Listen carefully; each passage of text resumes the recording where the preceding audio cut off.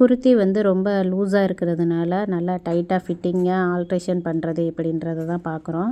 சைடில் இந்த மாதிரி தையலை பிரித்து எடுத்துருங்க. ஓவர்லாக் அடிச்சிருக்கிறதுனால இந்த மாதிரி கட் பண்ணி எடுத்துட்டிங்கன்னா ஈஸியாக வந்துடும்.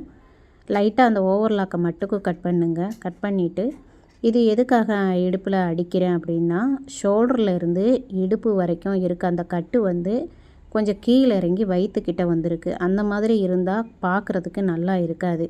அப்போ அந்த இடுப்பு பகுதியில் வந்து ஒரு அரை இன்ச்சு அகலத்தில் நேராக பிடிச்சிட்டு வந்துட்டோம் அப்படின்னா மேலேயும் அரை இன்ச்சு கீழேயும் அரை இன்ச்சு அப்படி மைனஸ் ஆகிரும். கரெக்டாக உங்களுக்கு இடுப்பு பக்கத்தில் வந்துடும். அதே மாதிரி ஷோல்டர்லையும் அரை இன்ச்சு அகலத்தில் பிடிச்சிட்டு அப்புறமா கிராஸாக கொண்டுட்டு வந்து ஷோல்டரில் விடணும்.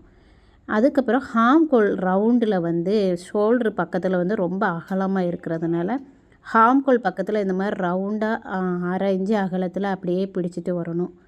பிடிச்சிட்டு வந்துட்டு இதே மாதிரி ஆப்போசிட் சைட்லேயே பிடிச்சிங்கன்னா ஷோல்ட்ரு வந்து கரெக்டாக கொஞ்சம் கம்மியாகி கரெக்டாக வந்து நிற்கும்.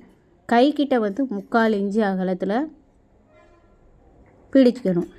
நமக்கு ஹாம்கோல் சுற்றளவு வந்து 6.5 இன்ச்சு வேணும். அதனால் 6.5 இன்ச்சு விட்டுட்டு பார்த்தோன்னா 1 இன்ச்சு இருக்குது. மேலே அந்த ஹாம்கோல் கிட்ட 1 இன்ச்சு வச்சோன்னா கீழே வந்து 1.5 இன்ச்சு வைக்கணும். அப்படி வச்சோன்னா அந்த இடுப்பு பக்கத்தில் வளைவு கரெக்டாக வந்து சரியாக இருக்கும். அந்த தையலை வந்து அப்படியே ஓரமாக அந்த தையல் ஓரமாக கொண்டுட்டு வந்து விட்டுறணும். ஏன்னா கீழே வந்து நமக்கு விரிஞ்சாப்பில் இருக்கணும், மேலே தான் ஒடுங்கி இருக்கணும். அதனால் தையலை ஒடுக்கி கொண்டு வந்துடுங்க. சைடில் இந்த மாதிரி கட் மார்க் போட்டிங்கன்னா குர்த்தி கொஞ்சம் அந்த வளைவு இதெல்லாம் கரெக்டாக கொண்டு வந்து சேர்க்கும். அதுக்காக